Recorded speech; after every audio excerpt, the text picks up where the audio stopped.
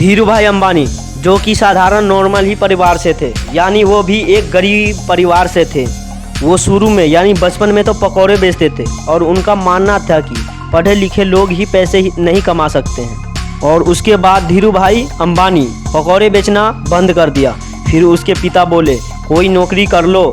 धीरू भाई का बड़ा भाई यमन में रहते थे तो धीरू भाई को भी यमन जाने का मौका मिला। धीरू भाई अंबानी यमन में जाकर एक पेट्रोल पंप पर नौकरी करने लगे ताकि वहां से कुछ पैसे मिल सके। और धीरू भाई वहां अपनी मेहनत की दम पर वहां के मैनेजर बन गए।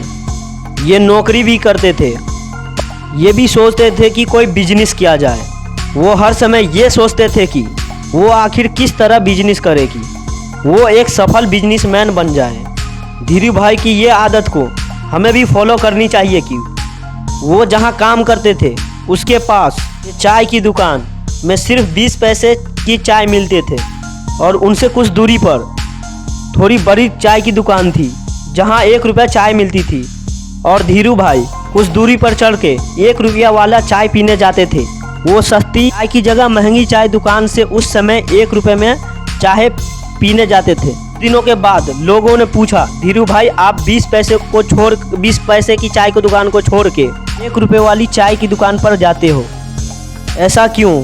धीरू भाई ने जवाब दिया भाई मैं वहां जाकर 1 रुपये की चाय पीने की कोई शौक़ नहीं रखता, लेकिन उसके बहाने वही 1 रुपये वाले चाय पीने बड़े बड़े लोग वहां बड़े बड़े बिजनेस लोग वहां बात करते हैं।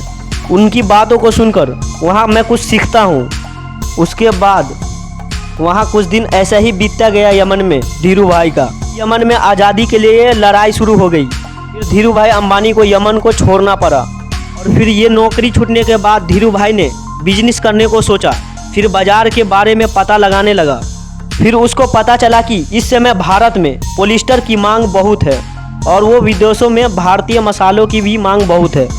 ये बिजनेस करने के लिए उसे पैसे की ज़रूरत थी और धीरू भाई के पास उतने पैसे नहीं थे, तो उसने अपने मामा के साथ मसालों का बिजनेस किया। फिर साथ में काम करते थे और इन काम में कुछ खटपट होने के कारण उसके मामा उनसे अलग हो गए। फिर भी धीरू भाई के बिजनेस पर उसका कोई फ़र्क नहीं पड़ा। फिर धीरू भाई ने विमल कंपनी का पॉलिएस्टर का कपड़ा बनाना शुरू किया। वहाँ भी वो तरक्की करने लगे। फिर इसी तरह धीरू भाई का किस्मत चमक गया और ये भी धीरू भाई की मेहनत का फल था।